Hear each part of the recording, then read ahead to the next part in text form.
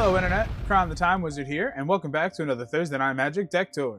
If this is your first time here, or you just want a refresher, these videos are pretty simple. First, we start by talking about the commander and discussing how it works. Then, we're going to talk about the deck strategy and game plan. Finally, we're going to talk about the entire deck list, organized into different categories based on the deck synergies and strategy. Just a reminder before we begin, all of our decks, including today's deck, can be found on our website, ThursdayNightMagic.com. Use code TNM10 for 10% off your first order. Now let's get started with the commander. This week, we're looking at Atraxa, Praetor's Voice. She's a 4-mana 4/4 Phyrexian Angel Horror with Flying, Vigilance, Deathtouch, Lifelink, and at the beginning of your end step, Proliferate. Proliferate is a mechanic that lets you add a counter to each permanent or player that has a counter already there for each counter already on it. For example, if you put a +1/+1 counter on Atraxa and a loyalty counter on a Planeswalker, when you proliferate, you can add an additional of each of those counters to both of those cards. The Flying, Vigilance, Deathtouch, and Lifelink abilities are all just icing on the cake. This deck is dedicated to +1/+1 counter synergies. We have a few Planeswalkers and a couple random counters, but it's mostly +1/+1 counters. Our goal is to try and build our board with a bunch of counters, proliferate them every turn, and eventually win the game through incremental value and large creatures. We have additional cards that proliferate, cards that care about when we proliferate, and cards that care about getting counters placed on them in the first place. I've moved this section back to the beginning again, but there are actually some important cards to talk about. First, we have basics for all 4 colors, duals, and 4-color lands, but these are the most important lands right here. The Vivid lands and Tendo Icebridge both add mana based on the number of counters that are on them, and Llanowar Reborn enters with a +1/+1 counter on it that we can move to a creature when something enters, and we can proliferate those lands to get value out of them longer.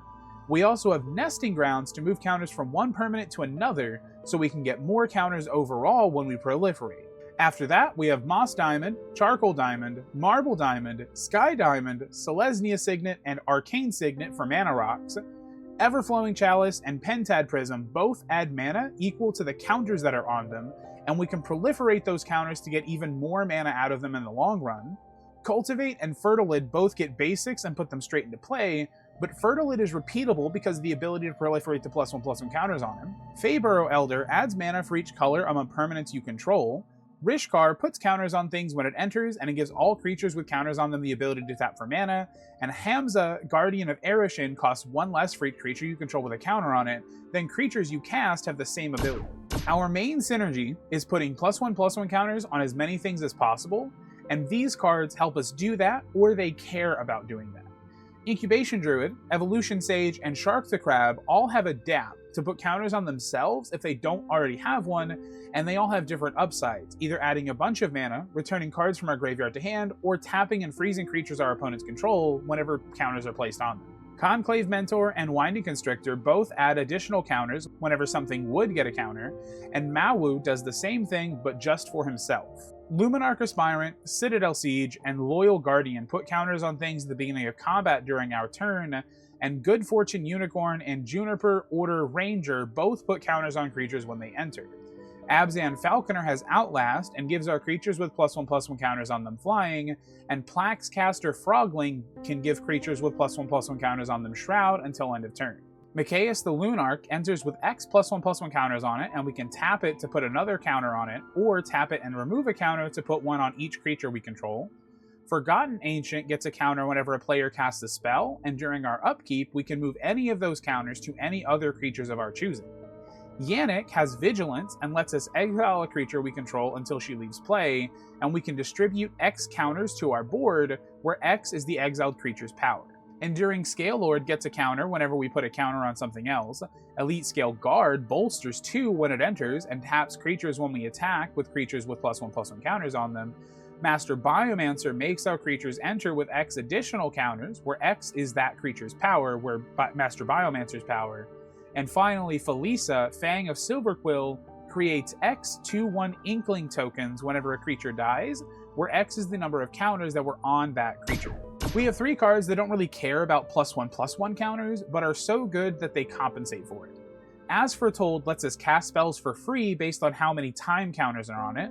Magistrate's Scepter can take an extra turn by removing charge counters from it, and Agent's Toolkit enters with a +1/+1 counter, a flying counter, a Deathtouch counter, and a shield counter on it, and whenever a creature enters under our control, we can move a counter from Agent's Toolkit to the creature that entered.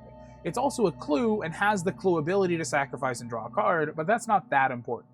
The most important thing is when we proliferate it, we get an additional counter for each kind of counter already there. So we will put 4 counters on this every time we proliferate, as long as we don't get rid of all of the counters that are already on it and remove the last one of each counter. In addition to our main +1/+1 counter plan and the miscellaneous counters we just covered, we also have 3 planeswalkers to abuse loyalty counters. Jiang Yangu Wildcrafter gives our creatures the ability to tap for mana as long as they have a +1/+1 counter on it, and we can tick it down to put a +1/+1 counter on something. Vraska the Unseen can tick up to disincentivize people from attacking her by destroying any creature that hits her. She can also tick down to destroy an online permanent, or she can -7 to create 3 1/1 assassin tokens that effectively have player Deathtouch, killing anyone that they deal damage to. Lastly is a Johnny Unyielding, which can tick up to reveal 3 cards from the top of your library, and we keep all the non-land permanent cards revealed this way and put the rest onto the bottom. -2 to exile a creature and its controller gains 2 life, equal to its power, and -9 to put 5 +1/+1 counters on each creature and 5 loyalty counters on each planeswalker that we control. Atraxa herself isn't the only way to proliferate in this deck. First, Thrumming Bird and Grateful Apparition are both flyers that proliferate when they deal damage. Flux Channeler proliferates whenever we cast a non-creature spell, and Metastatic Evangel and Evolution Sage proliferate whenever a non-token creature or land enters under our control, respectively. Drown and Ichor, Unnatural Restoration, and Tezzeret's Gambit are all sorceries that proliferate in addition to killing something, returning something from our graveyard to our hand, or drawing cards, respectively. Finally, Pollen Bright Druid puts a counter on something or proliferates when it enters, and Scheming Aspirant drains for 2, and we gain 2 for each player whenever we proliferate. Next up, we have 4 different ways to draw cards. Bred for the Hunt and Primal Empathy are both enchantments that draw cards in different ways, either when a creature with a +1/+1 counter on it deals combat damage to a player, or at the beginning of our upkeep if we control the biggest creature respectively. For Empathy, if we don't draw a card, then we can put a counter on something to make it bigger so we can try to draw a card next time. Next, Fathom Mage draws a card every time we put a +1/+1 counter on it, and Inspiring Call draws a card for each creature we control with a counter on it, then those creatures gain indestructible until end of turn. This doubling its protection is solid too to survive a board wipe. Speaking of board wipes, we talked about some other interaction spells earlier when we talked about other sections, but these are just for interacting with our opponents for the most part. First is Negate to counter a non-creature spell, Putrefy to destroy an artifact or creature that can't be regenerated, and Void Rend to destroy anything that isn't a land and it can't be countered. We also have Time Wipe to pick up a creature we control, then destroy everything else, and Find Finality, a split card that returns creatures from our graveyard to our hand on the cheap side, and puts +1/+1 counters on a creature we control and gives everything else -4/-4 until end of turn. Generally this is a board wipe, but sometimes we use it as card advantage to get things back from our graveyard. Finally, we have 3 cards that I wasn't quite sure where to put them, so they get their own section here at the end. Together Forever supports 2 when it enters to put 1 +1/+1 counter on each of up to 2 target creatures, and we can choose a creature with a counter on it and return it to our hand when it dies this turn.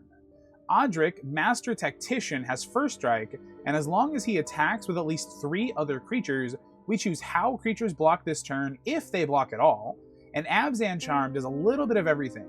It's either removal for something with power 3 or greater, a Sign in Blood to make us draw 2 cards and lose 2 life, or we can put 2 +1/+1 counters on either 1 or 2 target creatures. Atraxa is an awesome commander, and this is only one of many ways that we can build her.